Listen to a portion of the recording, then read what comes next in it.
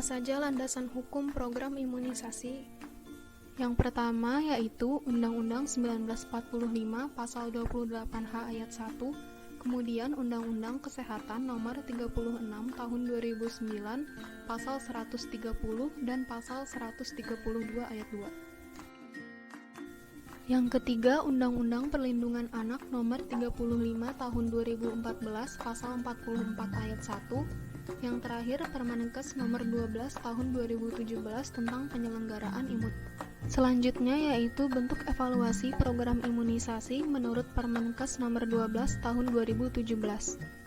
Yang pertama, evaluasi data sekunder, terdiri dari stok vaksin, indeks penggunaan vaksin, suhu vaksin refrigerator, dan cakupan per tahun. Bentuk evaluasi yang kedua yaitu evaluasi data primer, terdiri dari survei cakupan, survei dampak, dan uji potensi vaksin. Selanjutnya, kita akan membahas evaluasi dari program imunisasi. Pada tahun 2019, secara keseluruhan, cakupan imunisasi dasar lengkap di Indonesia mencapai 93,7%, dan angka ini memenuhi target Renstra tahun 2019. Namun, masih terdapat 19 provinsi yang belum memenuhi target Renstra. Kemudian, secara keseluruhan, cakupan imunisasi lanjutan di Indonesia mencapai 75,95%, dan angka ini telah memenuhi target Renstra tahun 2019. Namun, 50% provinsi masih belum mencapai target Renstra. Kemudian, kita akan membahas bagaimana cakupan program imunisasi pada saat masa pandemi COVID-19. Data cakupan imunisasi pada bulan Januari hingga April tahun 2020 dibandingkan dengan tahun 2019 mengalami penurunan. Hal ini dapat terlihat dari cakupan OPV 4 untuk penyakit difteri, pertusis, tetanus, dan polio mengalami penurunan paling besar pada bulan April. Kemudian, berdasarkan penilaian resiko, masih terdapat 23 provinsi di Indonesia yang masih dalam kategori resiko tinggi terhadap transmisi polio. Salah satunya yaitu Kalimantan Utara. Kemudian, kita akan membahas permasalahan yang menyebabkan turunnya cakupan program imunisasi. Dari penilaian cepat yang dilakukan oleh UNICEF dan Kemenkes, didapatkan permasalahan yang paling banyak terjadi adalah layanan imunisasi yang terganggu, permintaan berkurang karena masyarakat enggan datang ke fasilitas kesehatan karena takut terkena COVID-19, terbatasnya petugas karena dialihkan untuk fokus penanganan COVID-19, dan kurangnya APD untuk pelaksanaan imunisasi. Kemudian, kita akan membahas bagaimana strategi untuk memperkuat program imunisasi. Yang pertama yaitu dengan cara membuka kembali layanan imunisasi sesuai dengan pedoman imunisasi dalam masa pandemi COVID-19. Yang kedua yaitu dengan memastikan ketersediaan logistik yang memadai untuk tenaga kesehatan, dalam hal ini APD dan juga ketersediaan vaksin.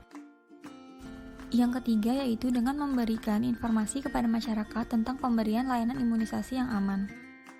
Strategi keempat yaitu dengan cara koordinasi serta kolaborasi antara sektor swasta dan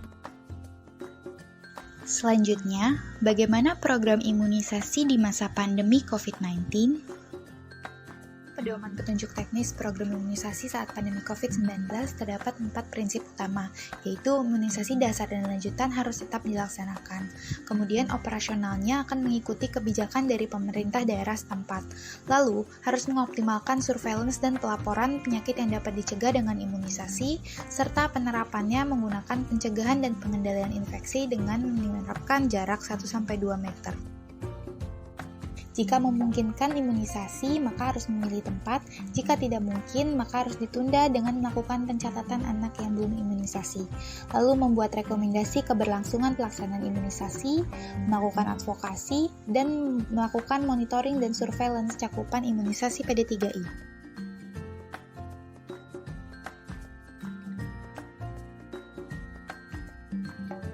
Ketentuan pelaksanaan imunisasi di masa pandemi baik untuk tempat, waktu, vaksin, dan kondisi anak harus memenuhi kriteria berikut ini.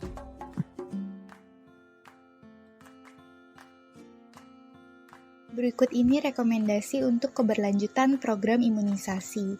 Di antaranya, penggantian sistem pengumpulan data imunisasi menjadi online agar mudah diakses, identifikasi kebutuhan untuk pengelolaan program imunisasi, menempatkan epidemiologis atau ahli kesehatan masyarakat untuk melakukan surveillance imunisasi penyakit yang dapat dicegah dengan imunisasi, pemenuhan kebutuhan vaksin baik stok, logistik, dan distribusinya, penyusunan rencana supervisi program, pengembangan panduan program imunisasi dari yang sekarang sudah ada, pertemuan rutin untuk meninjau data imunisasi, pelatihan komunikasi dan interpersonal tenaga kesehatan, pengembangan strategi komunikasi untuk keluarga agar mau ikut vaksin, dan fleksibilitas waktu pelayanan imunisasi agar semua keluarga dapat terjangkau.